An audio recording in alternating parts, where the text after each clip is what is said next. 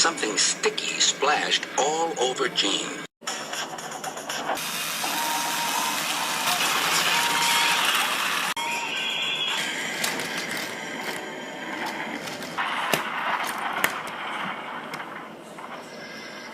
Henry's driver and fireman had jumped clear before the crash, but Henry lay dazed and surprised. Then there was trouble. Thomas hit the telegraph pole, and they all came off the tracks. Luckily, no one was hurt. Cinders and ashes, Thomas cried. Thomas was stuck. His driver couldn't phone for help. The telephone lines were still not working. Then Thomas spotted Percy far away. It wasn't long before James began to feel sorry that he'd taken so many cars. It was very hard to keep them moving, especially uphill.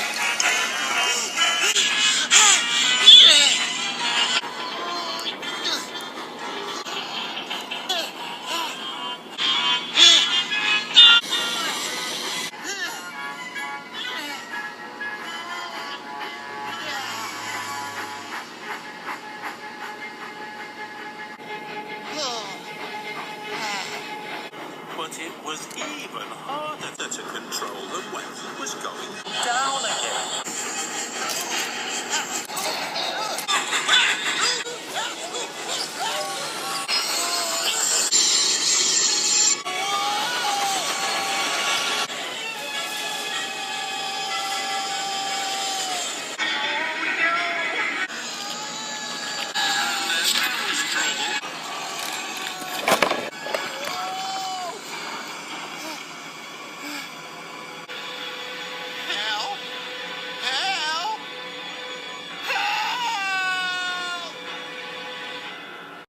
Percy was in a hurry.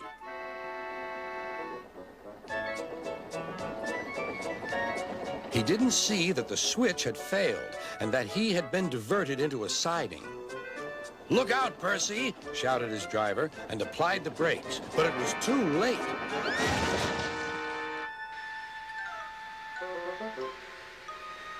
The driver and fireman had jumped clear, but squashed fruit squirted all over Percy.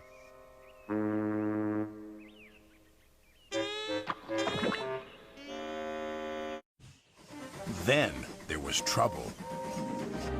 As Gordon approached the new station, neither the driver nor fireman could apply his brakes.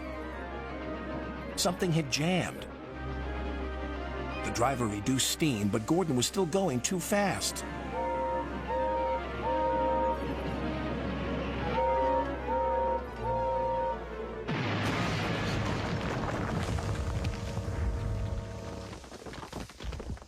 Out on the branch line, Percy was having trouble with the trucks. Faster we go, pull them along, don't let them slow. Help! Cried Percy. His driver applied the brakes. But it was too late. He went off the rails at Bulgy's bridge.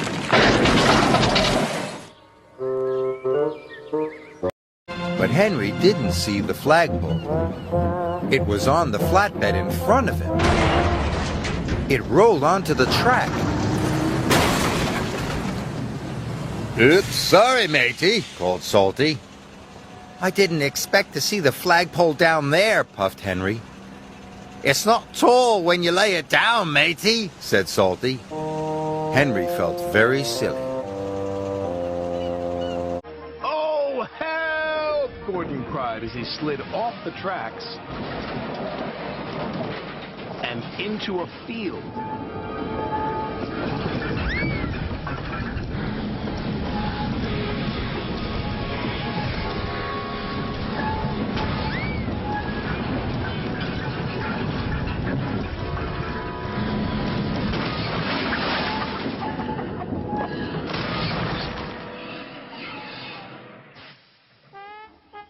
No one was hurt, but poor Gordon felt very undignified.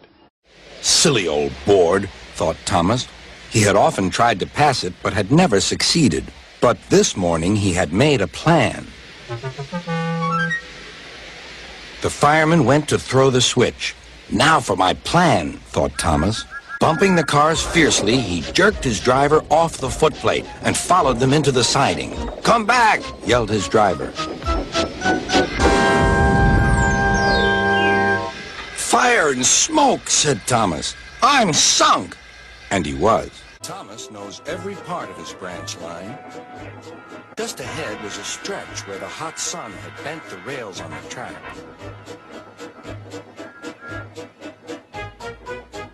"Careful, Thomas," called his driver, but it was too late.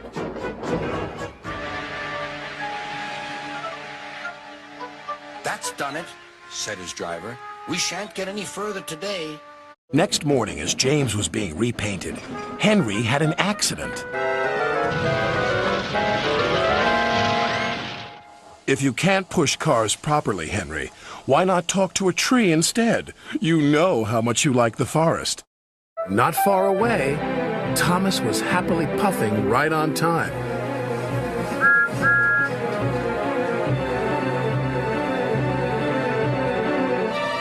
"I can't see a thing," said Thomas.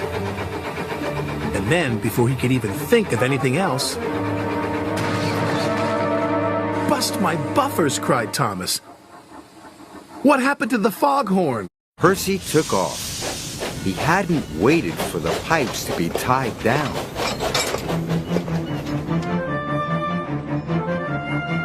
Percy rounded the bend.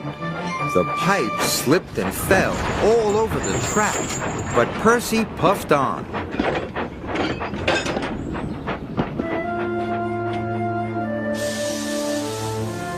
Percy thought he had delivered the pipes, so he chuffed away to his next